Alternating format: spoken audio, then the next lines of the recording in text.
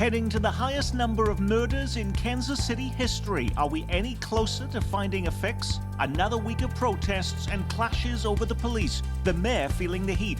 That is one of the biggest bullcrap statements I've ever heard in my entire life. Why ask reporters for the answers this week when we can ask the man in charge? Mayor Quinton Lucas joins us this half hour. Plus, what happens when some candidates agree to debate and others refuse? We've come up with our own answer straight ahead.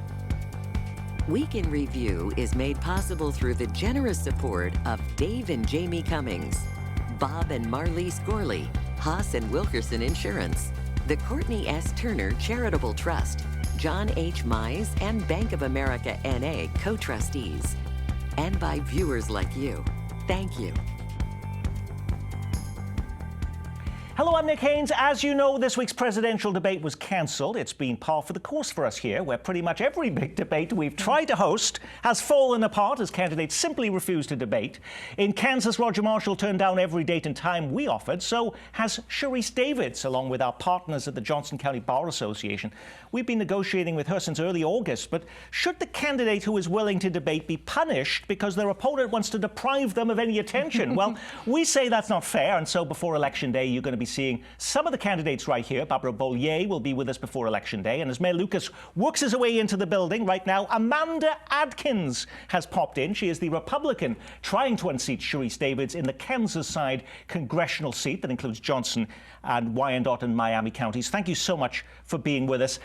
I have to ask you, I'm just curious, since you won that primary at the very beginning of August, have you actually been in the same room as your opponent at any point? No, not yet. Not once? Not once. Nick, there have been multiple requests to Sharice Davids, whether they be debates or other candidate forums, for the two of us to show up in person and to go head-to-head on the issues, because at least I believe that that's important to voters, that they need to hear our ideas and see the contrast between the two of us. She has refused to show up. So I am thrilled to be here with you today, and I thank the Johnson County Bar Association for hosting. You know, 2 years ago, the biggest surprise in the election was, for me, that Sharice Davids won that race, defeating Kevin Yoder.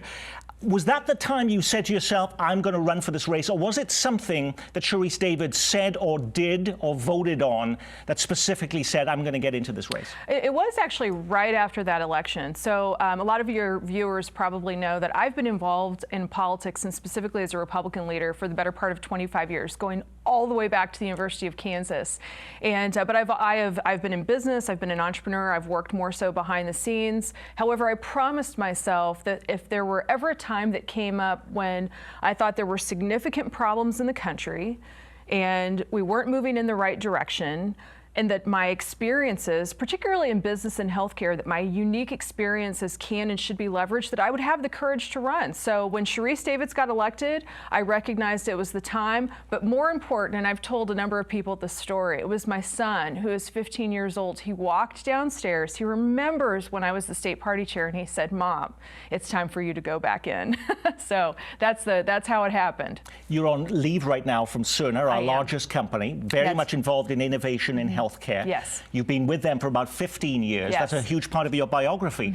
But if somebody, what are you actually going to do in Congress if you are elected in November to help people who perhaps don't have insurance currently, or to lower the cost of insurance for everybody else? Sure. So I think that the most important thing, first of all, that people should know about my work at Cerner and population health, it's been entirely focused on improving health and in cutting costs in healthcare and making healthcare more affordable. I've worked with employers crossing this region and the country. I've worked with healthcare providers in this region and across the country on that very topic. And the first thing that I would do as a member of Congress is I would protect people with pre-existing conditions. I think that that's really important.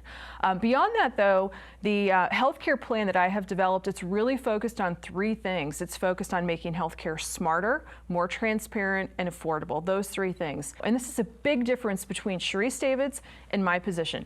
I believe that individuals and families should be in the seat to make the decision about what's best for their family. They know their health risks, they know what they want to spend, and that stands in contrast to somebody who wants to put more bureaucrats and the federal government in charge of health care. A Gallup poll has just been released that says 56% of Americans, remarkably, say they're better off today than they were 4 years ago. What about those who say they're worse off, though? For those people who tend to be a little bit more disenfranchised right now, oftentimes it is understandably due to the economy. They have a high expectation of where we go in terms of growth. This is where my 15-year business experience as somebody who has helped to innovate, create jobs, build new business opportunities, hire lots of people is really, really critical in this race. Again, I compare that to Sharice Davids, who has limited to no business experience. The only business that she ran failed. She didn't pay back her investors. So I bring that. What is the biggest threat facing this country right now? And before you answer, don't respond quite yet, because here are some possible answers from your commercials. I'll take on China and hold them accountable. And from dangerous forces within. Our borders are a disgrace. And radical Democrats, the media, and coronavirus are devastating our economy in that order. Thank you for, first of all, not putting the media as the number one threat there. I appreciate that. But what is the biggest threat, do you think?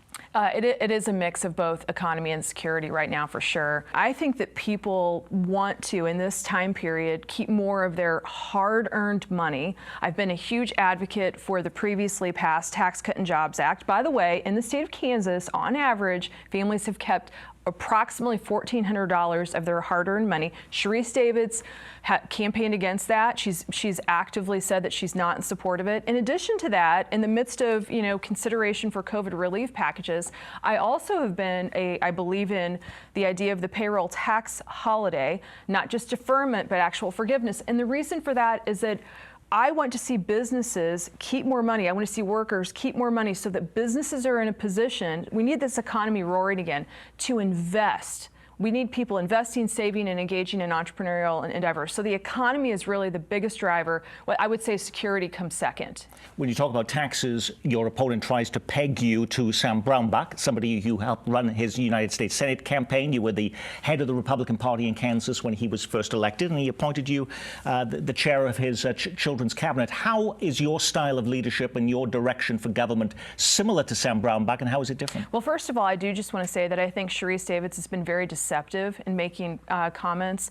I honor my affiliations. She really should honor hers because she's taking money from Ilhan Omar, among others, even though she tries to say she's not a radical. However, I honor my previous relationships. I did not work in the Brownback administration, just so that people are aware of that. I did serve and was honored to serve in a volunteer capacity as chair of the State of Kansas Children's Cabinet. I did absolutely advocate for additional investment in early childhood. I did start an additional charity beyond that time of service that is making investments in 3- and 4-year-old children in Wyandotte County so that they will be ready for school. That is a very different picture from what she has painted. The one thing that I would say about that, back to former Governor Brownback, Senator Brownback, is that I deeply care about and value individuals are the dignity and value of every individual is really at the core. It's a core driver in my belief system. So that is one thing that is a similarity, and it's why I've been very proud of the work that he's done related to religious freedom and just uncovering atrocities around the world. Just to remind our viewers, we wanted to bring you and Sharice Davids together with the Johnson County Bar Association at a mammoth hotel in Johnson County, offering up every date known to man to do that. We weren't successful. But you would have been taking questions from audience members at the Johnson County Bar Association. We asked them to provide some of them now. We head first to Prairie Village. Hi, I'm Ashlyn Yarnell from Prairie Village. My question is, what policies of the current president do you support right now? And if elected, what policies, if any, would you like to see change upon your election? That's a little similar to what we just did with Sam Brownback and the connection. I mean, is there something you're most proudest that Donald Trump has done as president of the United States? Yeah, I would go. What have you disliked the most? Yeah, I would go back to, I think in terms of where I align with the president, it would be economic policy. I mean, people have to remember, going back before our COVID crisis last spring, that the economic policies that the president put in place were very, very successful. Unemployment was very, very low. The economy was roaring. The stock market was at an all-time high. Business was thriving in this community. You even look at, unemployment numbers crossing women and African Americans. We were just doing great. And then, of course, nobody could have foreseen it. We had the healthcare crisis hit last spring. So I think the early economic policies, I value that he's a businessman, are certainly in line with, things that I support. Beyond that, and I've said this on the campaign trail many times, as somebody who's worked in healthcare, I think where we can and should continue to improve is in, how we continue to respond to the healthcare crisis.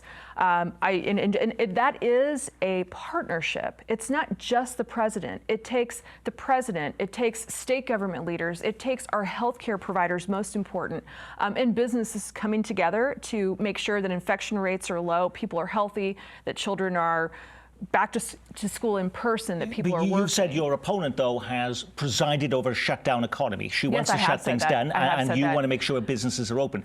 What would it take, though? I mean, do you think there should be any restrictions on businesses, or should they have the ability to be able to set their own rules for what happens in their establishments? I think that in Johnson County, I mean, we all have lived through this. I mean, it is standard practice right now that if you are in an indoor location, you are required to wear a mask, people social distance. I mean, people are doing that. Relatively speaking, our infection rates have been low. I give our healthcare providers significant credit for having had very, very strong plans in place to make sure that if there had been a surge, that they were ready for it. So I think, Nick, that our community has done a great job thus far. But we need to just continue. We need to continue as we move forward in helping. I mean, we need businesses thriving again. We need parents to be able to go back to work. We need kids to be in person in school, especially older children. I have teenage kids. I know what it was like to go through virtual learning. And for some kids it worked, for some kids it didn't. And for lots of parents, they've said to me, I don't want to have to choose between my child and work. So there are some things that do need to continue to change. Let's take another question, this time from Dana Tafreshi. She comes to us from Olathe. My great-grandparents were proud Republicans. They took even greater pride in promoting civic engagement and being active in political campaigns. They believe you fought hard for what you believed in. But when the election was over, if you lost, you accepted defeat with graciousness.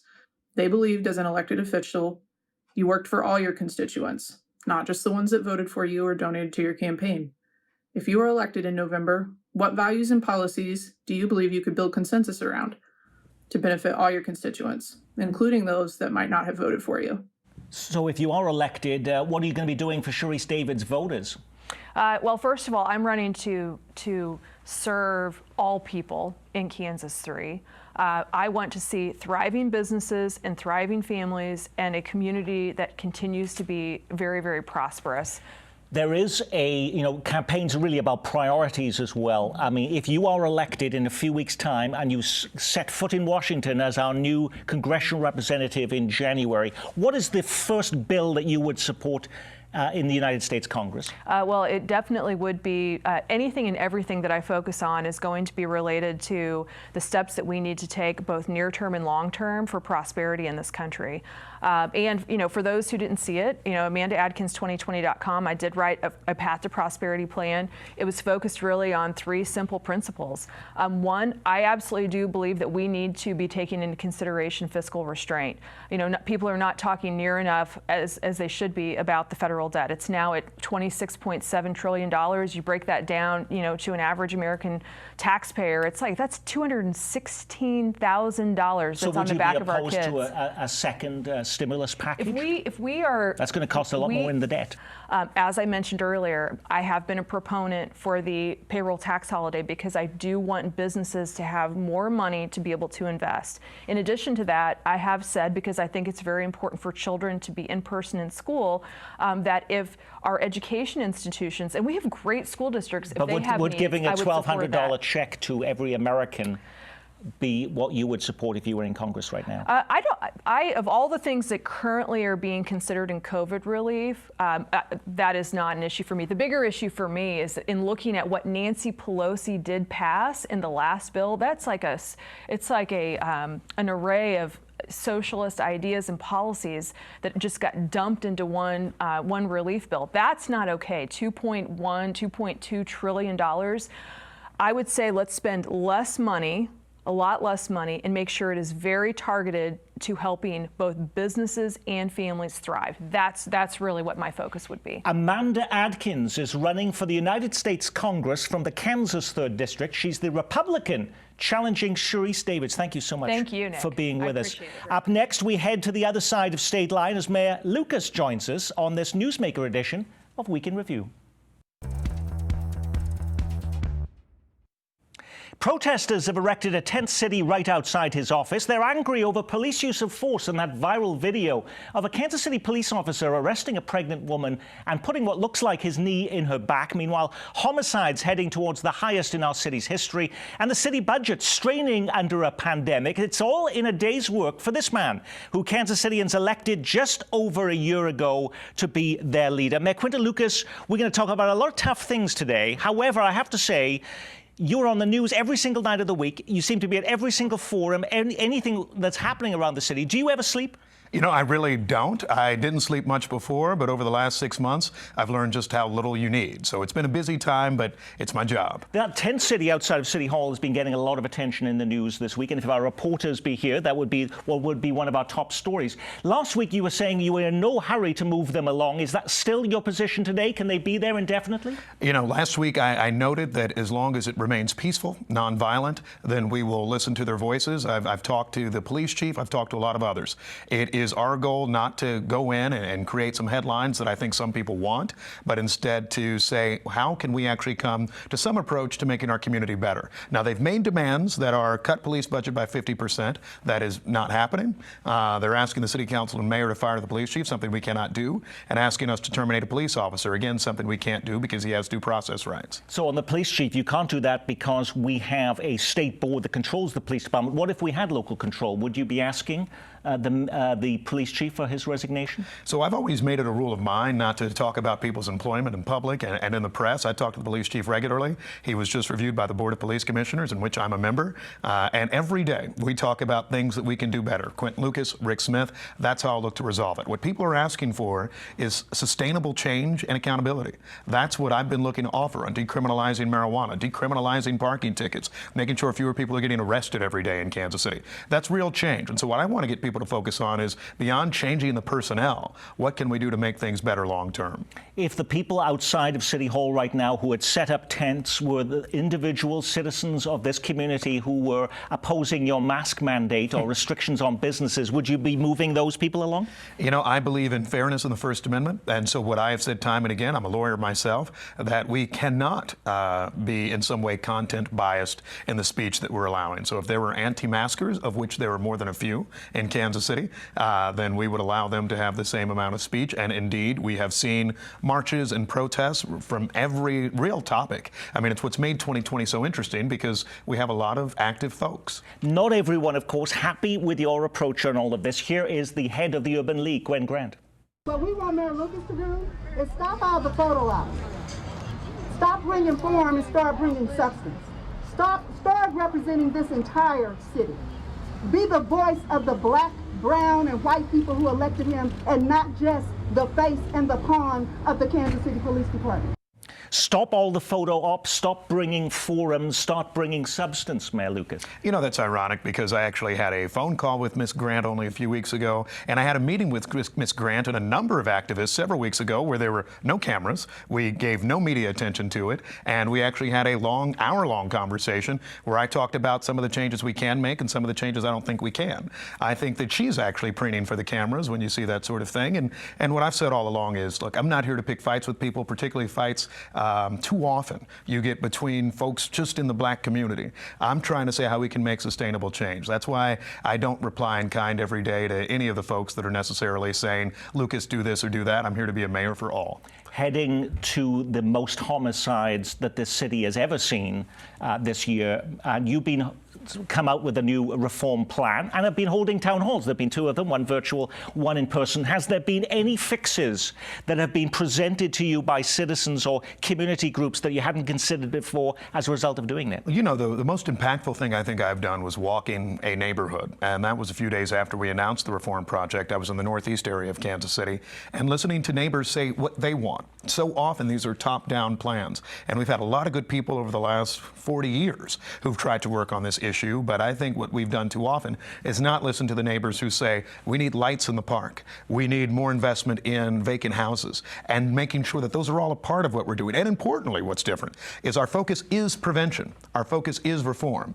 It's not just enforcement in another way. And so in some ways, the moment that we're missing in America right now is that it's only exclusively a conversation about police. We need to talk more broadly about how all the things that the city does, and frankly, all the things that the private sector does, can help lead to greater public safety long term. So no, there's not a magic solution, but I think if you listen to neighborhood by neighborhood, which is exactly what I'm doing, that's the way we'll get to a better place long term. Are you also, though, tying the hands of the police? There's a feeling right now that because of protest movements, the police may be retreating from certain situations. Plus, we have a budget situation in Kansas City where each city department has been asked to cut 11% of their budget, including the police department. The police chief says that would be about 400 staff and officers. Shouldn't we be providing more officers, giving more tools to the police at this point in time? So first, I disagree with the merits on what the police chief represented, a cut of 400 officers and a closure of police stations. I think that was a bit of a sky is falling approach. I do not believe that will happen. I would not support any type of cut like that. I think what the city manager's office and our finance department asked every department, and every department is important, by the way, health, public works that's fixing your roads, neighborhood enforcement, all that matters to Kansas Cityans. What they're asking is, where can you find cost savings? Not necessarily saying that we'll do all of those cost savings. Indeed, at the last budget adjustment, the police department received far less of a cut than almost any other department other than fire. And so I think what we're just asking is, in a fair way, how do you assess it? In terms of our officers, I have a chance to talk to our rank and file officers pretty regularly.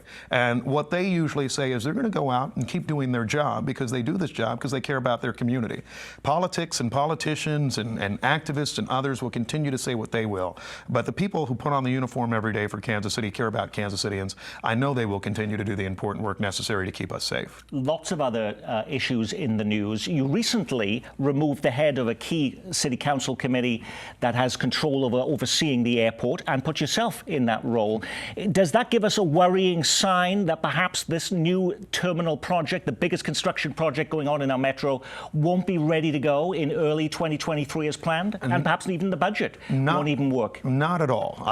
The project is on time and on budget. I've talked to airline executives, actually, not in Kansas City, who have said this project is going great, and importantly, we will continue to maintain our financial guarantees despite financial challenges to all of them. The project is on time, on budget. I visited the KCI Airport project a week or so ago, had a chance to tour. We have 400 workers there. We'll expand to 1,200 workers by the spring.